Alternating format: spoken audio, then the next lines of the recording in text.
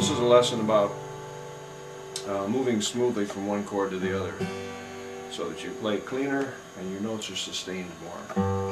The chord progression is going to be G. I want you to play the G this way as opposed to how many people play it like this, because in this progression it makes it a lot easier to play chords more smoothly. So we're going to go from G to an A7, excuse me, G to an E7,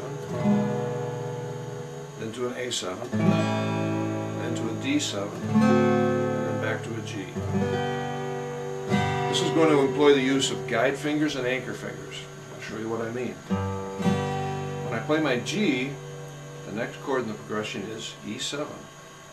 My middle finger is an anchor finger because it doesn't move in changing from the G to the E7. It stays in the same place, and the other fingers move around it.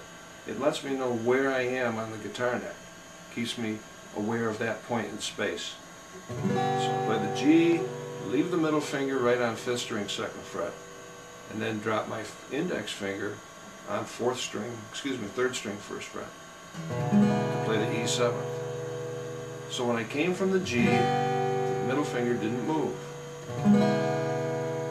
As opposed to playing a G like this, and then trying to find, let's see, where do I go for an E7th? I got to pick up all my fingers, find out where to put them back down. And that's what accounts for choppy playing.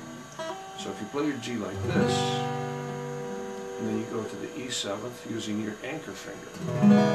From there we're going to go to the A7th. We don't have an anchor finger. There's no string that's fingered the same way in this move. So we'll use a guide finger with our index finger. Leave it where it is, find your A7 position, and then pick it up. Here's your E7 again. Going to the A7, leave your guide finger, your index finger down.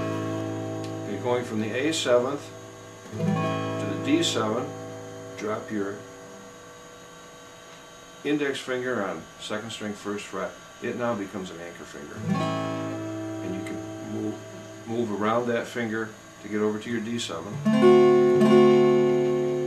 From A7 to D7. And then back to your G. Just drop your pinky, 1st string 3rd fret. It now becomes an anchor. And you know where you are in space to get back to your G position. Okay, to show you that again, going from the G7, going from the G to an E7, use your middle finger as an anchor finger. Leave it right on 5th string 2nd fret, and then drop your 1st finger into 3rd string 1st fret, and you'll have your E7. Now to go to your A7, your index finger becomes a guide finger.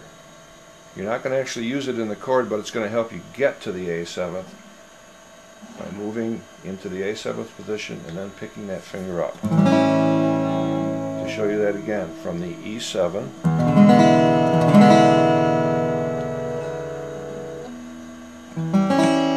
to the A7. Now to go from the A7 to the D7th, we need another anchor. So drop that 1st finger on 2nd string 1st fret. It becomes your anchor finger now, and you can move into the D7th position. Here you were in A7. Drop that 1st finger into position, and then move the other ones around to your D7. Now to go back to your G7, drop your pinky on 1st string 3rd fret. It now becomes your anchor finger. And you're back at the G. This is what it looks like. Without anchors and guides, it looks like this.